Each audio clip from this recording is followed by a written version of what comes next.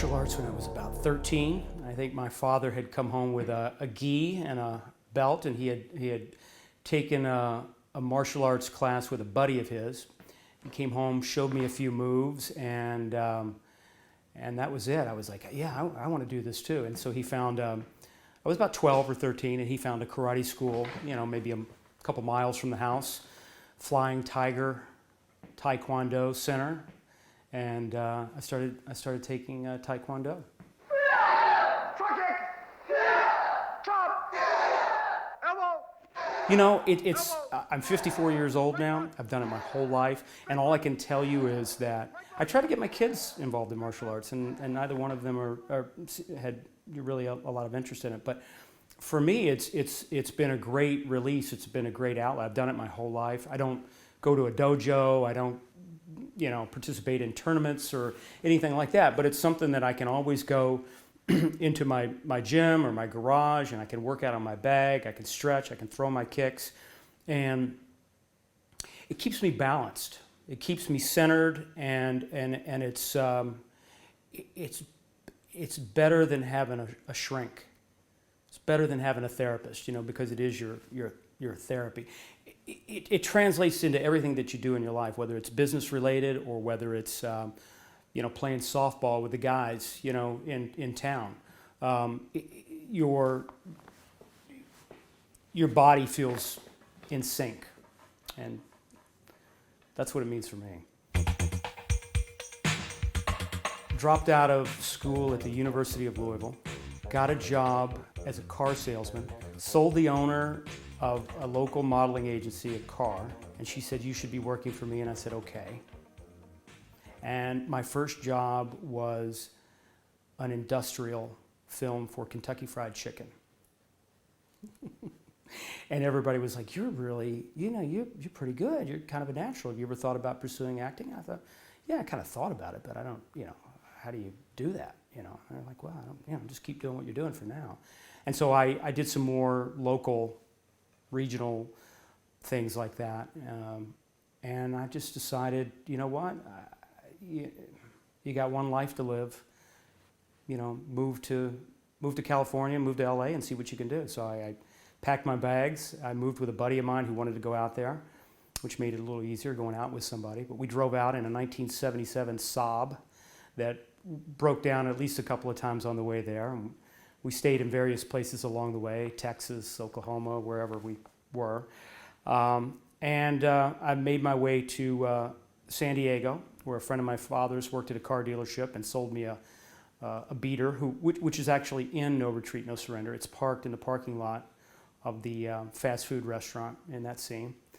And and I started going up and down the street, Sunset Boulevard, looking for agents, and I you know, found an agent and started auditioning for roles. All I really wanted to do was I had a plan. The plan was I was gonna wait tables, because that's what actors do, and I'm gonna be in acting class. I'm gonna try to find an agent, and I'm just gonna audition.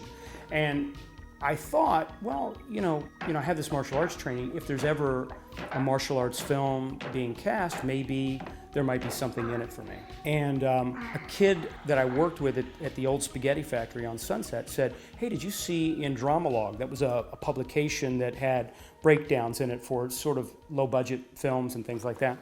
And he said, "Did you see that movie in there, Ring of Truth?" which is the original title for No Retreat, No Surrender. And I said, "Yeah, I did see that." He said, "Did you send in your picture and resume?" I said, "Well, actually, I did. I sent my picture and resume in, but they never contacted me." He said, "Well, they're having an open casting call on Saturday. You should go." And I go, I sent them my picture and resume.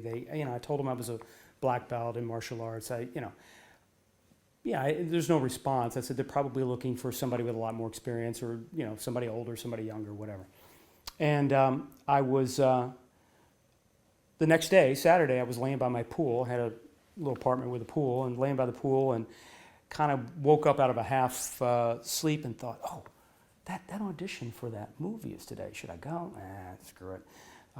I'm not going to go." And, just the same time I said that, I got up and I grabbed my bag of, with my karate stuff, and grabbed the paper with the address to Sunset Gower Studios, and I went, pulled up to the lot. It was about 10 minutes to 5 or something like that, and I think that they were just having auditions till 5 o'clock. And the guard at the gate says, "Yeah, can I help you?" I said, "Yeah, I'm here to audition for that movie Ring of Truth." He said, "Oh, I think they've stopped seeing people for that. They've been going since noon today or 10 or whatever." I said, "Oh, really?" And he said, "Yeah." I said, I think in fact, I think they've cast all the parts. I think they're still looking for the lead." And I go, "Okay, I'm here. I'll audition for the lead." And they go, guy's looking at me. He's like, "How old are you?" Like, 21, 22? And I'm, "Yeah, 22. I think this character's supposed to be 17. He said, "You're probably not right for it." I said, "Yeah, you might be right, but can I go in anyway?" And the guy goes, "Oh, yeah, sure, go on in." So I go in, and there's still people in the hallways. There's still some people lined up, and somebody came out. I don't remember who it was now, and they said, when'd you get here?" I said, just walked in and said, "Come with me." And they took me in, had me show them my martial arts prowess, and then had me read some scenes with some of the actors that they had already cast at that time. And they took me aside about an hour later and said, "Congratulations, Jason, you got the part." So I'm driving home down Sunset Boulevard. The sun's setting. I have no cell phone. I can't call my mom and dad. I can't call my girlfriend. I can't do anything other than just, drive home with this like electricity shooting through my body. I was going to be the lead in a martial arts action film. I was on cloud nine. It doesn't get any better. And that was 5 months, 5 months to the date that I landed in California. Yes. What? There was more rehearsal time on the fight scenes than there were on the acting scenes. They were clearly focused more on how good the martial arts looked and how good the fight scenes looked. So there was a little bit of time to rehearse a scene, but really, with the dialogue, but really very little. And most of the people in the film, or maybe everyone in the film, was a first-time actor. What's RJ stand for? Rayford Jefferson Madison III. Wow. No wonder you use RJ. Yeah.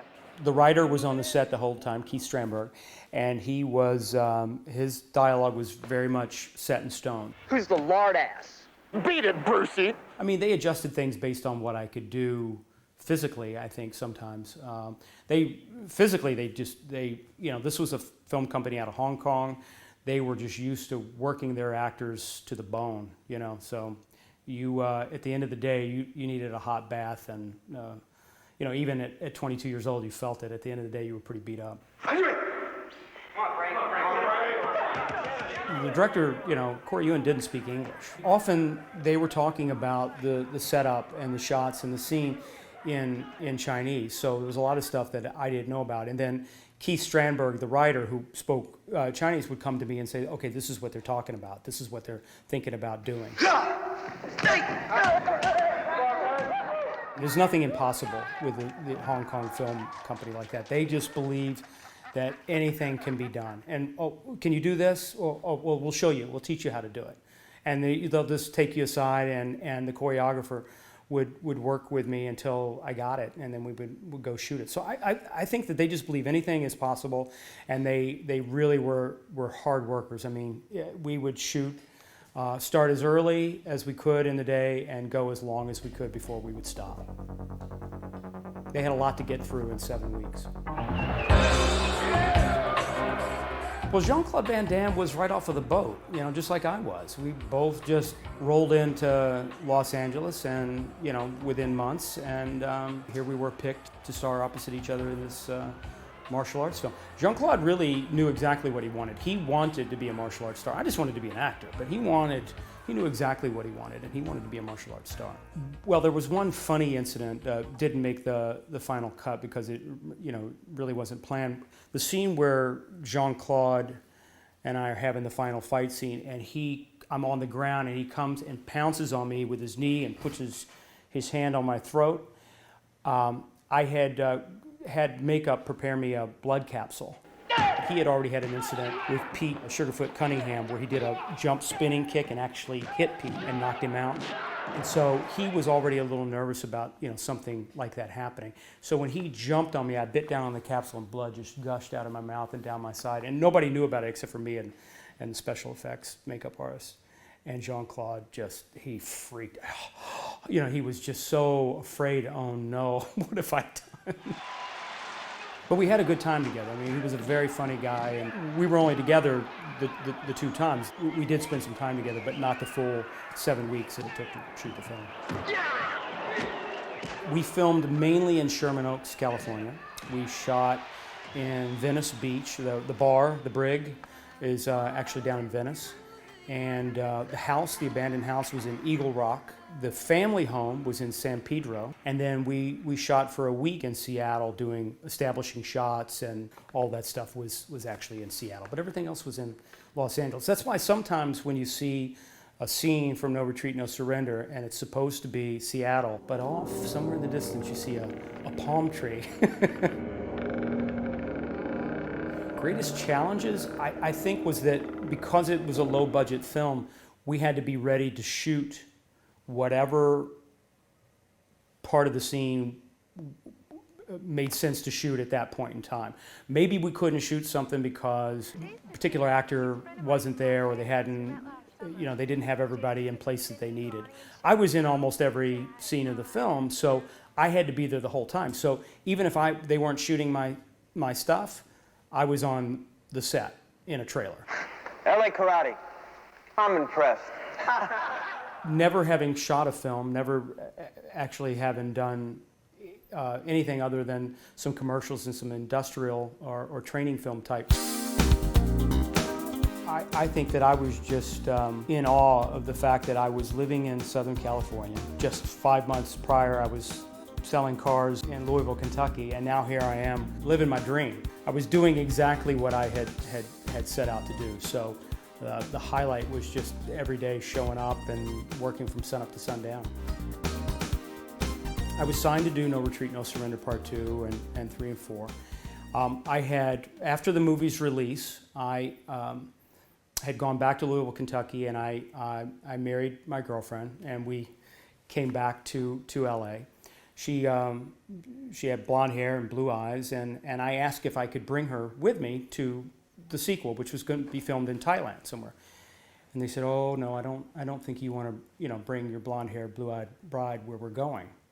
So that was the first. Well, where are we going? And then I was telling them, please just talk to my agent about everything, because my agent wants to make sure that everything contractually is proper, because I'm going overseas. You're not under SAG jurisdiction when you're overseas. We weren't under SAG jurisdiction even in the U.S. because it was a non-union film. They were allowed to shoot it, and I was a non-union actor at that time.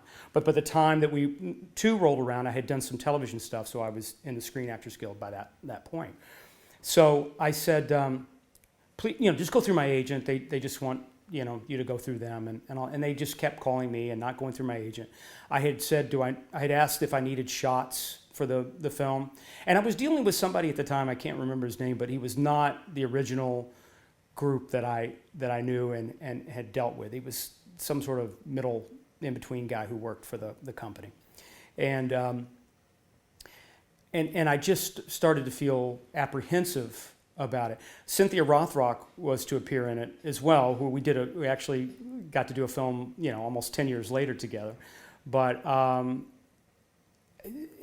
when at one point they said, "Oh, we were supposed to be gearing up to go within a matter of weeks or whatever," and they said, "Oh no, we're postponing it for a month because Cynthia Rothrock is doing a movie for the Hong Kong Mafia and she can't get out of her contract." And I'm thinking, okay, now I'm the Hong Kong Mafia is involved, and now I can't take my wife because she has blonde hair and blue eyes. I don't need shots, and they won't go through my agent.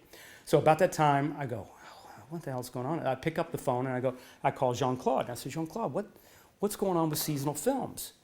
And he says, "Kurt, who told you to call me?" And I go, "What do you mean?" He goes, "Kurt, who told you to call me?"